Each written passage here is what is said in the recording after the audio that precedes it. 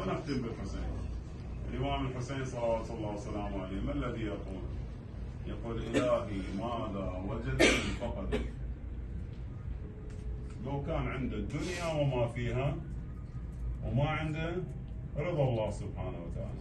إلهي ماذا وجد من فقده وما الذي افتقد من وجده. هذا اللي يحصل رضا الله ويحصل الله سبحانه وتعالى. بعد شنو قيمة اللي يفقد؟ الدنيا كلها خل تزوى عنه، خيرات السماء كلها تزوى عنه، وأنا محصل شنو؟ ورضوان من الله أكبر. بعد شنو؟ غاية الخلق أنا حصلتها. وما خلقت الجن والإنس إلا ليعبدون. في تفسيره: وما خلقت الجن والإنس إلا ليعرفون. حصلت المعرفة اللي على ضوءها وصلت إلى درجة من درجات التكامل التي ارتضاها الله لعباده. أنا حصلت الله. شنو قيمة مال؟ شنو قيمة زوجة؟ شنو قيمة أطفال؟ شنو قيمة جاه؟ شنو قيمة مقام دنيوي؟ شنو قيمة هذا كله؟ هذا كله فنان زائل، لأن ما في قباله. ورضوان من الله أكبر. حتى أنه سبحان الله بعض الأخبار بعض التفاسير هاي الآية الكريمة: بسم الله الرحمن الرحيم، في آخر سورة الفجر: لعنة الله على الشيطان، اللهم صل على محمد وآل محمد. يا أيتها النفس المطمئنة ارجعي إلى ربك راضية مرضية فادخلي في عبادي وادخلي جنتي. يقول لمن يقول جنتي هاي هي خصوصية تختلف عن جنات عدن التي تجري من تحتها الأنهار. لمن يقول بيتي تختلف عن من؟ عن المساجد، وأن المساجد لله فلا تدعوا مع الله أحد. زين؟ هاي المسجدي اكو فد خصوصية. مثلا البيت الحرام يقول بيتي، اكو فد خصوصية مو مثل بيوت الله سبحانه وتعالى. لمن يقول جنتي مو مثل ما يقول جنات عدن. يا بلا شنو جنتي؟ بعض أهل المعرفة هكذا يقول الفرحة بلقاء الله سبحانه وتعالى. زين؟ ولهذا شو يقول؟ هكذا يقول الدنيا حرام على من أراد الآخرة، والآخرة حرام على من أراد الدنيا. بعد يقول والدنيا والآخرة حرام على من أراد الله. هاي عبادة علي بن أبي طالب: ما عبدتك طمعا في جنتك ولا خوفا من نارك ولكني وجدتك أهلا للعبادة. أنا عبدتك إلك، لا أريد جنة ولا خايف من نار. ورضوان من الله أكبر. الفرحة بلقاء الله هي جنة الله التي يطمع ويتوجه إليها إن شاء الله العارفين والمطيعين لله سبحانه وتعالى حق طاعته، ببركة الصلاة على محمد وآل محمد. اللهم صل على محمد وآل محمد. سبحان ربك رب العزة عما يصفون وسلام على المرسلين والحمد لله رب العالمين. اللهم صل على محمد وآل محمد. السلام عليكم ورحمة الله وبركاته متابعينا الكرام. اليوم هنا بالمطعم، احنا بالمطعم الفندق. هذا مطعم الفندق الحقيقة يعني مستوى جيد وخدماته جيدة وطعامه طبعا. فقرة الفطور والغداء هاي كلها تصير هنا أكلهم، يعني أقرب شيء إلى البوفيه، يعني مو ياخذه سفري، بس فقرة العشاء سفري، لأن كل سنة ما كانت أكو فقرة عشاء. هسه حاليا هنا فقرة العشاء موجودة بمكة المكرمة. الطعام جيد جدا الحمد لله، مستوى نظافته، يعني إن شاء الله ما نسيناكم من الدعاء والزيارة. حجاجنا يومية طبعا بعد صلاة العشاء تتوجه إلى الحرم المكي الشريف لغرض قراءة القرآن والطواف والدعاء لكل إنسان تعذر عليه الوصول إلى هذا المكان والبقعة المباركة.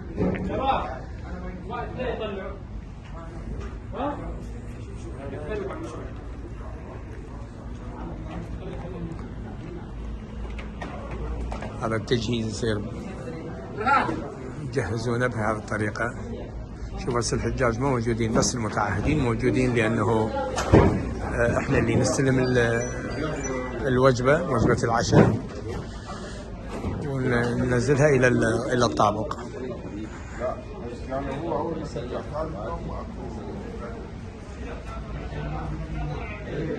نشارك فيهم التشريق والتشريق أخوه.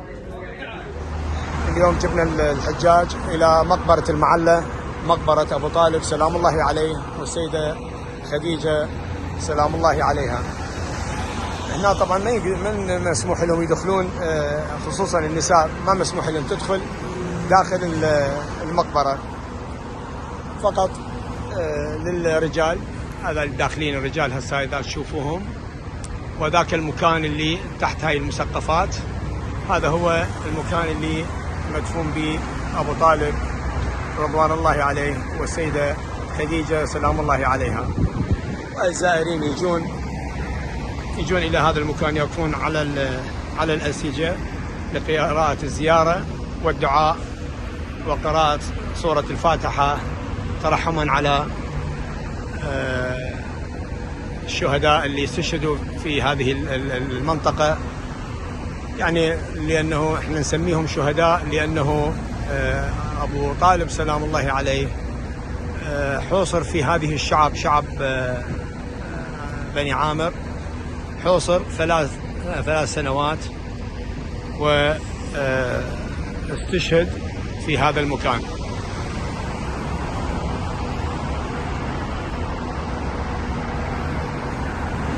هذا الحرم من هاي الجهة.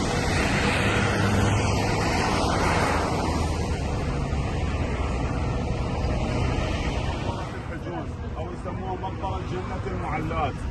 هي مقبرة عامة يعني حتى من زمن قبل الإسلام إلى آخر المقبرة. هاي المنطقة المسيجة يدفن بها هنا بنو هاشم مدفونين هنا. وين هذول الناس اللي بالجمهرية جوادني المظلات؟ هاي الناس اللي تشوفوهم واقفين ما بعد الشقاق مباشرة وجود قبر خديجة والقاسم والطاهرة أولاد رسول الله صلى الله عليه وسلم. خديجة أم المؤمنين سيدة واحدة من سيدات نساء العالمين اللي تصير مباشرة بعد الشباك، والقاسم والطاهرة أولاد رسول الله. هذا تشوفون بالأعلى على جهة اليسار اكو مثل شجرة صغيرة، هاي هناك قبر أبو طالب، ويوجد كذلك قبر عبد المطلب وقبر عبد مناف أجداد رسول الله صلى الله عليه وسلم. لا حجي في هذا المقبرة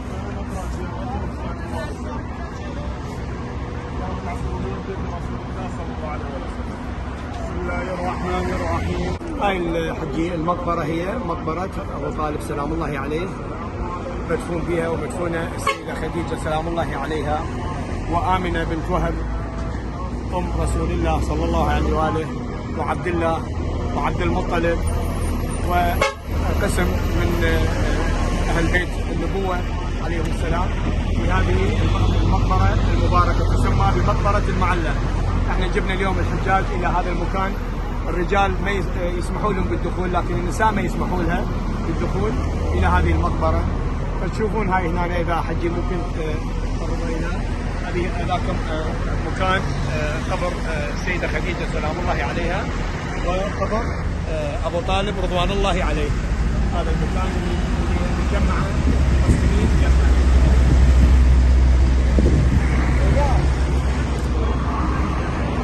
هذا احنا قريبين على الحرم المكي الشريف.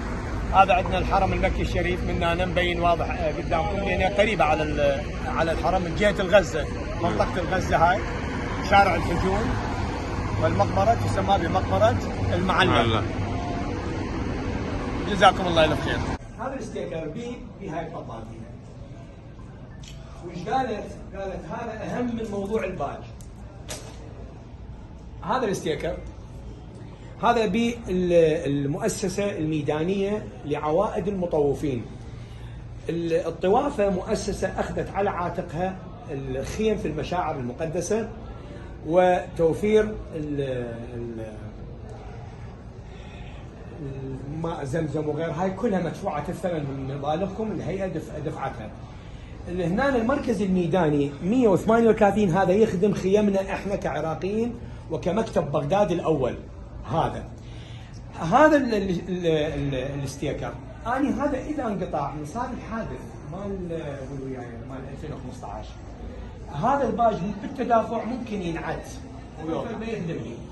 إذا صار ازدحام وصارت الساعة 8 وبال9 هنا راح يجبرني على منافذ اني ما تخدمني، وبالنتيجه راح ننام بالشارع، بحيث هي المسافه من عرفات الى مشعر مزدلفه 7 كيلوات.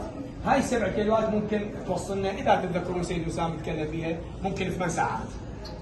تنام باصات بالشارع 7 كيلوات، ولو امشيها بساعه ونص بساعتين. فاحنا حتى ننتبه على نفسنا، اسوي تعداد قبل ما اغادر المخيم في عرفات، اسوي تعداد على حجاجي اطمئن، على حجاجي يطمئن عليهم، نتوكل على الله. غراضكم خمناسين، الشاحنه، الكذا، الموبايل، كذا. نطلع الرايه قدامنا والعربات تمشي. تعالوا بالعربات، انت شكو عندك ذوي الاحتياجات، اطلع قدامي. ونطلع رتل، وراح تصير ازدحام بالممرات. تذكروا كلامي، بالممرات مال داخل المجمع السكني مال الخيم اللي احنا بيه. مو بس انا راح اطلع من الخيمه، راح يطلع حج فلان وحج فلان المتعهدين، حتى توصل على باصاتها وينتظرون بالحد قبل ما يعبرون حد عرفات. صاح الله اكبر، عبرنا على الباصات وصعدنا بالباصات، ما عندنا واحد ثاني، ربي لك الحمد والشكر.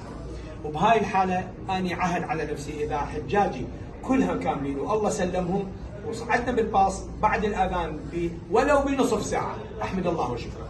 بهالحاله يكون انا راح اطب مشعر مزدلفه، انا 8 بمشعر مزدلفه. 8 وين الساعه 1 و2 بالليل وين؟ الواي فرق. اكثر فتره هي الذروه اذا نمنا بالازدحامات هاي لو مثلا. بس اذا اطلع كم واحد اللي نساء جدتي نساء، اي هنا الكثره طبعا ما تخدمنا، لان اولا الاجور راح تصبح منها لهنا 100 ريال. صحيح. هاي ليله العيد اللي هو مشعر مزدلفه، بعد ما صبح علينا وصباح العشاء. هنا من ننسحب، يكون احنا لين ننسحب يكون بينا حد يكفي الوقت لو ما يكفي، نخلي ببالنا المسير، نصعد بسياره، وين ما يصير قطع ننزل من السياره نمشي، المهم نوصل نحط راسنا بمشعر مزدلفه قبل ما يصير الفجر، حتى نحضر الموقف بين الطلوعين.